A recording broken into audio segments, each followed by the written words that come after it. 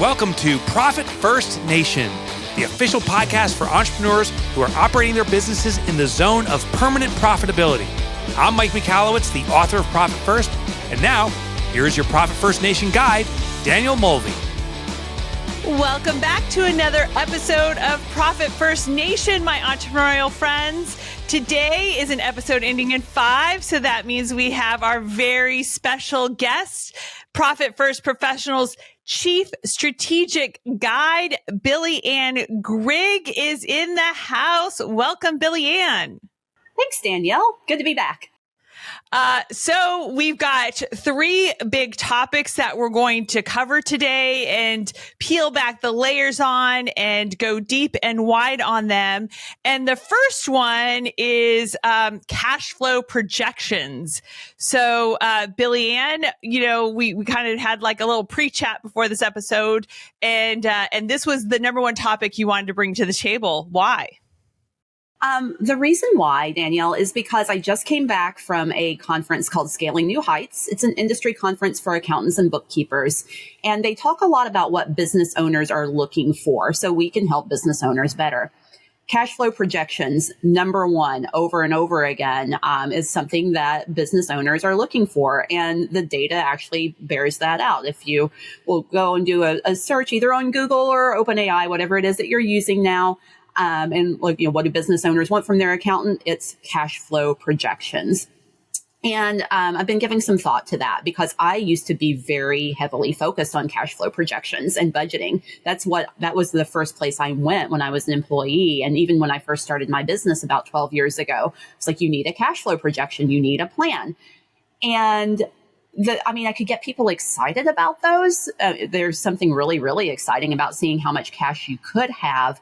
But then the action didn't actually happen. So the cash would come in, but it would turn around and go right back out. And it's because there wasn't an enforcement mechanism for the cash flow projection and the cash flow plan. So, what I was thinking is I want business owners who are listening to this podcast to be aware, and for accountants and bookkeepers to be aware too, that the cash flow and projection is important. It is actually a critical part of your business strategy, but you still need the enforcement mechanism to make sure that cash is being used appropriately. And lo and behold, we have the perfect one. It's called Profit First. It's a wonderful cash flow, projection, enforcement mechanism is probably the best way to look at it. Put guardrails around that cash as it's coming in so it doesn't get frittered away.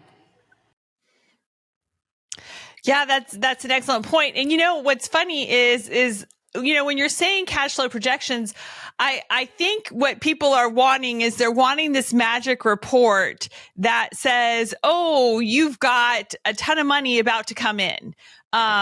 But really, to me, sometimes that's a little late.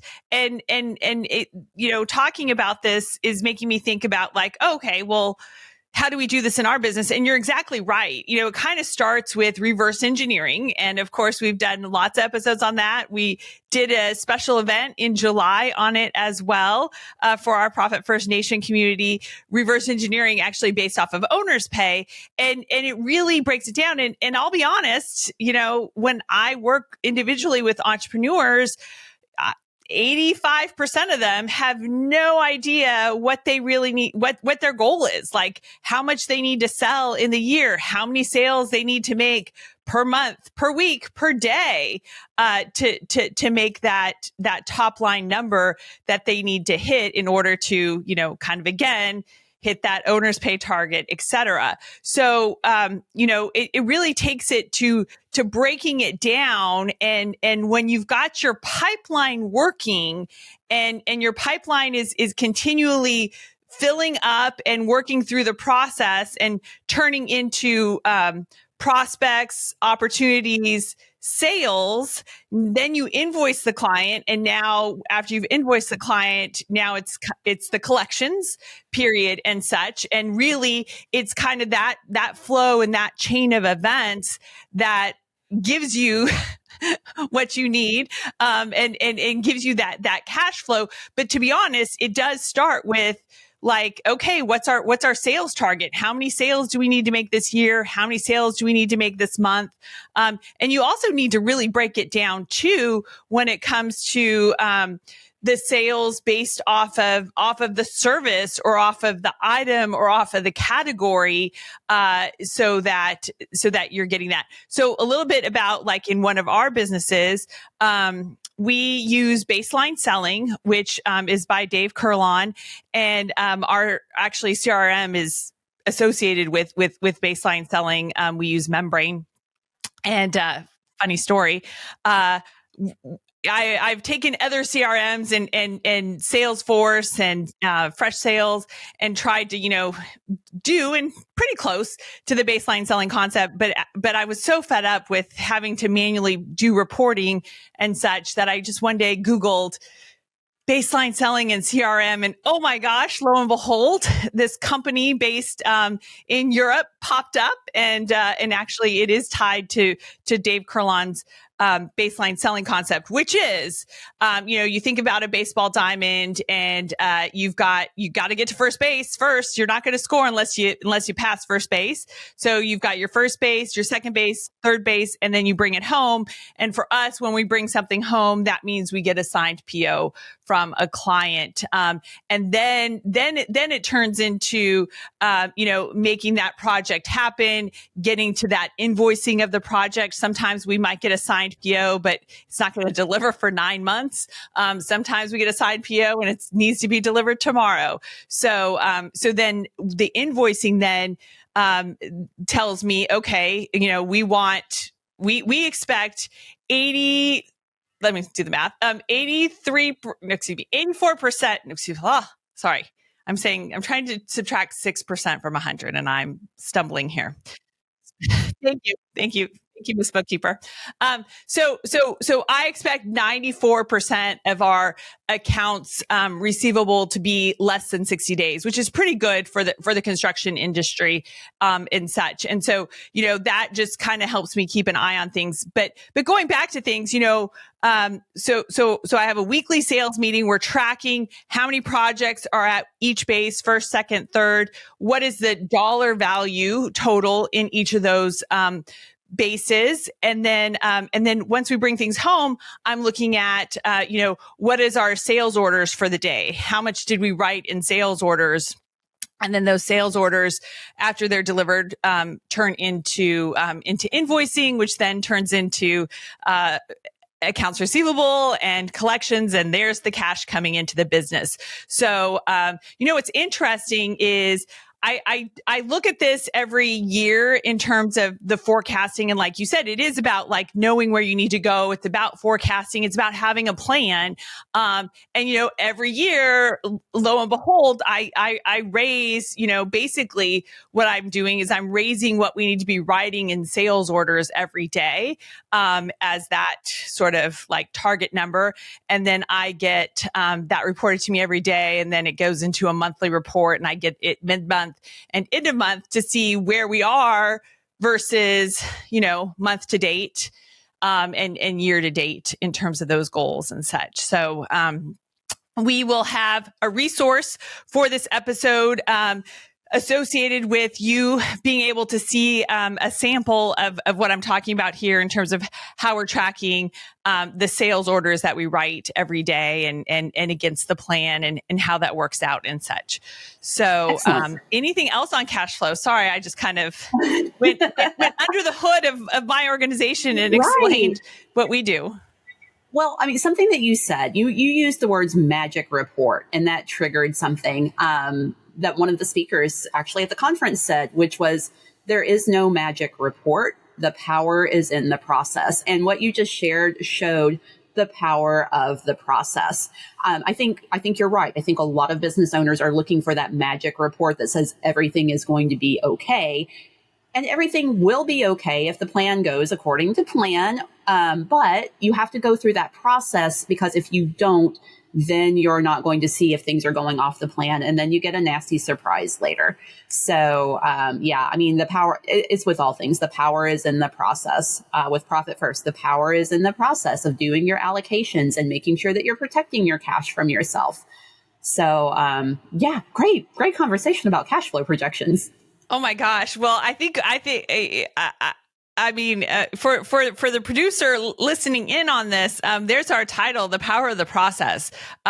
Because yeah, it isn't magic. You have to pull your head out of the sand and you have to trust the process. Like you have to put faith in a process and work it, just grind it. It's not always sexy. It's not always pretty. And some days I just, am like, wow, we did nothing. Zero, a big zero. Like, how did a zero happen? And then it's just like, all right, well, this can't happen again tomorrow. So, hey guys, luckily I get these numbers first thing in the morning in our daily huddle. But, it's just about like keeping with that process and not just saying, oh, well, it must not be working because we had a zero day today. No, it just means that we got to crank up the process a little bit harder. So yes, the power is in the process. And, just like Profit First, it is a process. It is a system.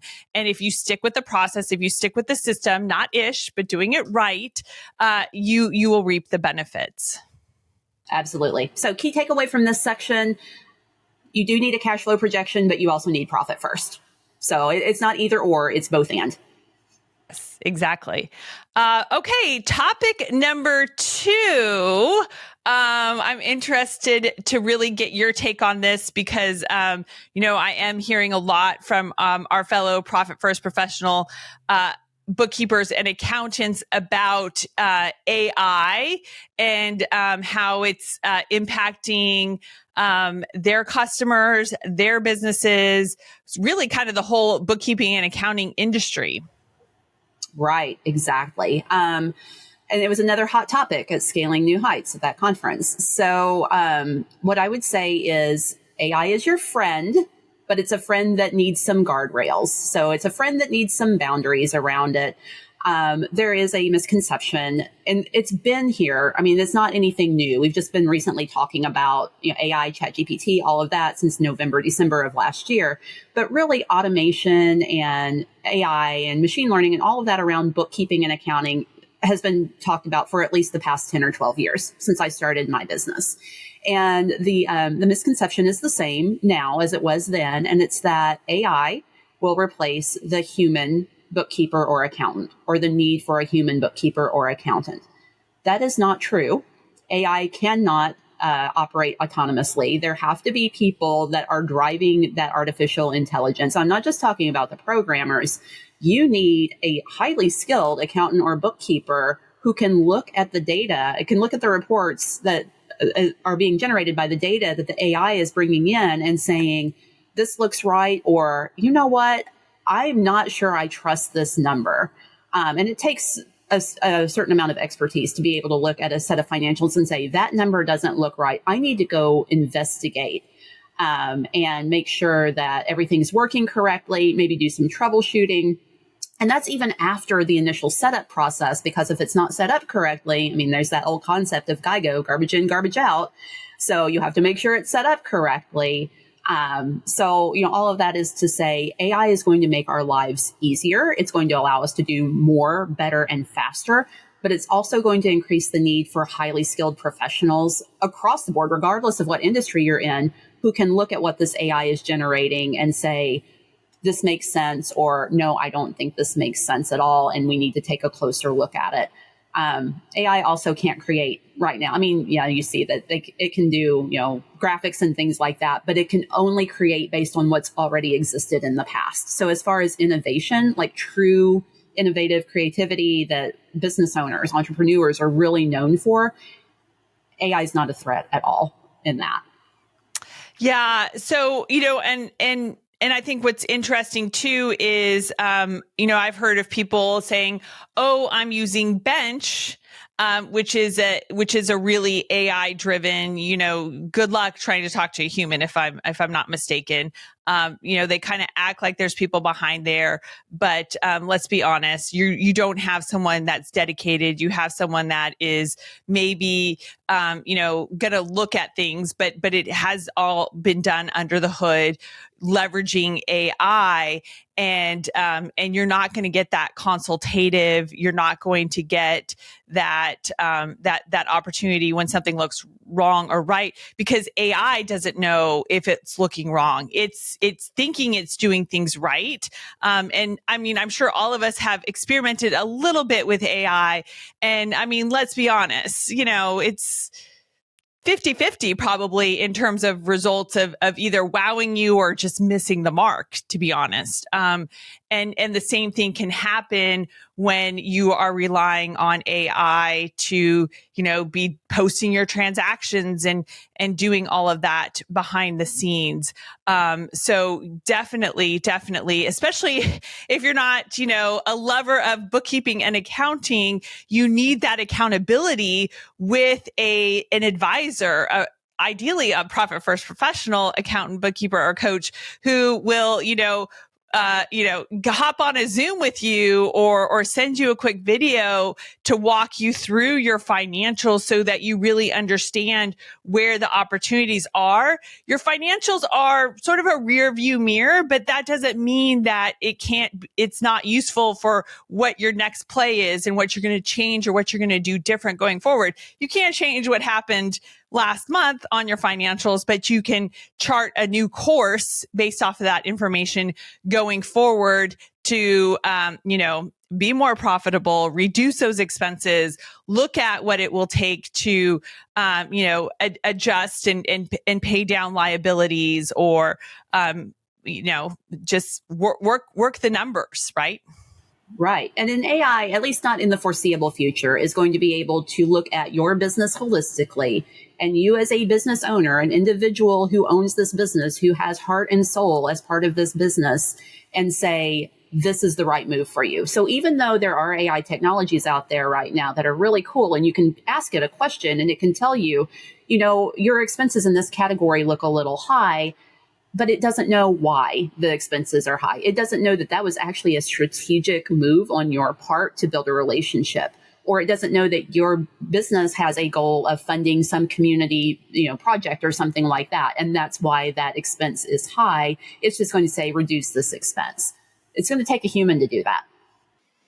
And, I think the other thing too is like, if you're doing what everyone else is doing, then how are you differentiating yourself? How are you like rising to the top and such? And so, yeah, you can, let's be honest, like, using something like Bench or AI is cheap.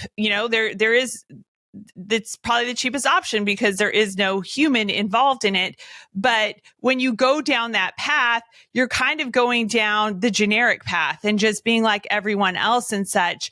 And so, yeah, you might get, checking the box and some seemingly compliant, financial records and such. But you're just running with the pack.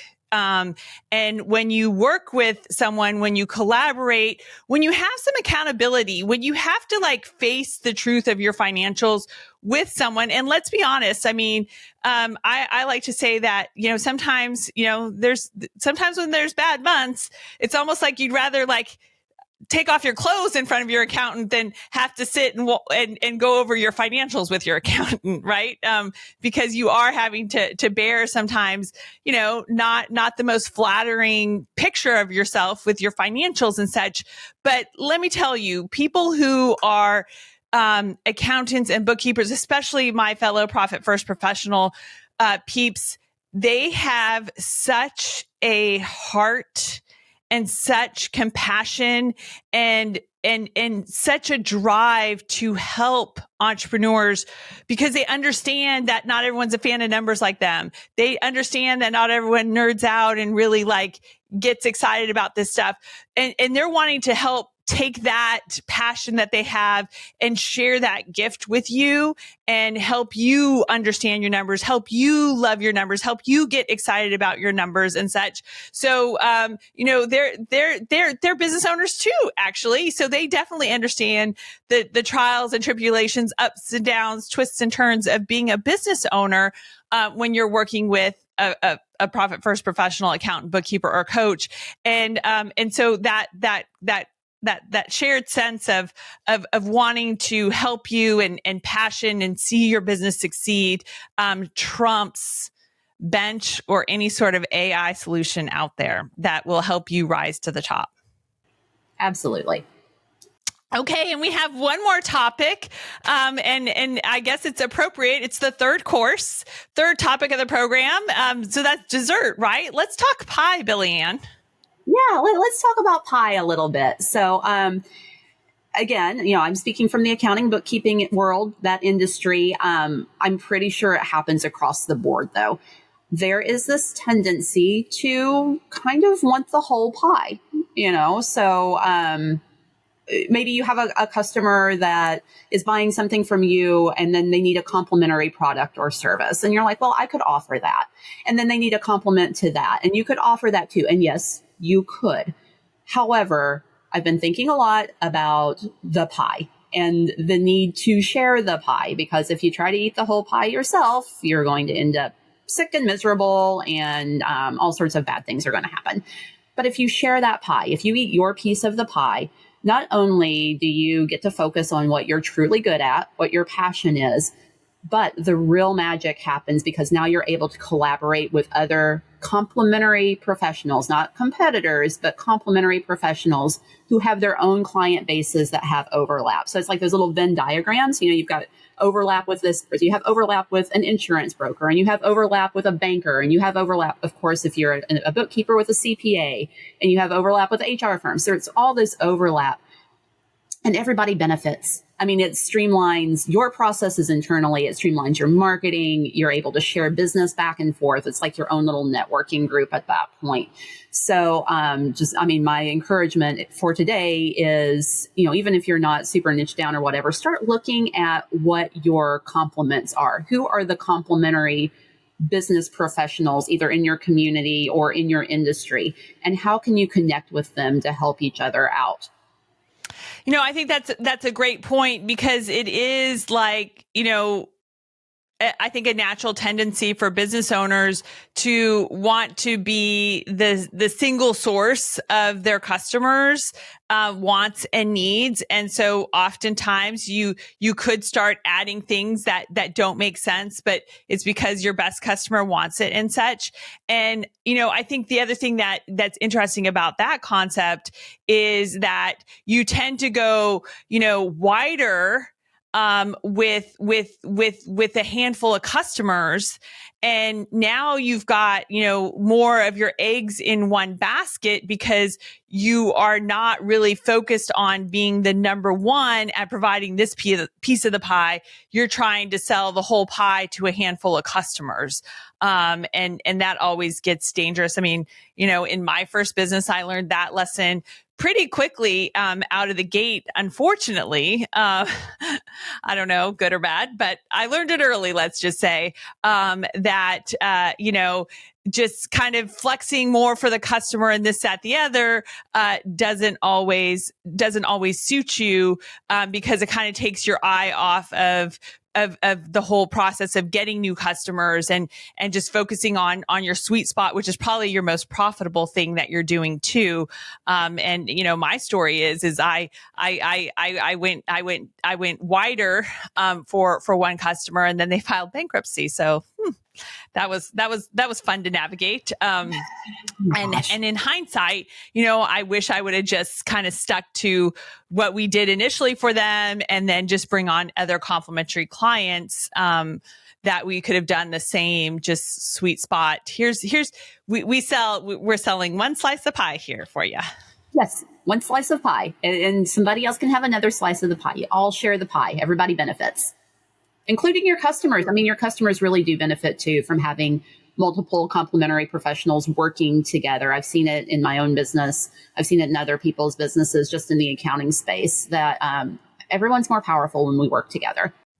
All of us are smarter than one of us. Yes. Well, thank you so much for joining us, Billie Anne. And so episodes, remember, ending in 5. If you want to go back where we kind of dive deep into some Profit First topics with Billie Anne Grigg, Profit First Professionals Chief Strategic Guide, those episodes end in 5. So we'll see you again, Billie Anne, another 10 episodes away. Thanks for joining us. And if you would like to connect with one of our fellow certified Profit First professionals, then go to profitfirstnation.com and click on Contact, where you can connect. Also, at clicking on Contact, you can access resources for today's episode, which includes the daily matrix on how to track your daily sales number against your month to date. All right. Cheers to another profitable day, my entrepreneurial friend. Thanks for tuning in to the Profit First Nation podcast. We hope you found today's episode valuable and that it's inspired you to take action towards achieving permanent profitability in your business. If you want to learn more about how to implement Profit First in your business and connect with a community of like-minded entrepreneurs, be sure to visit us at profitfirstnation.com to download our how-to guides and resources. Remember, permanent profitability is within your reach, and we're here to support you every step of the way. So let's do Profit First right together. Profit First Nation website, related podcasts, and videos are provided for general information purposes only and do not constitute accounting, legal, tax, or other professional advice. Visitors should not act upon the content or information found here without first seeking appropriate advice from an accountant, financial planner, lawyer, or other professional.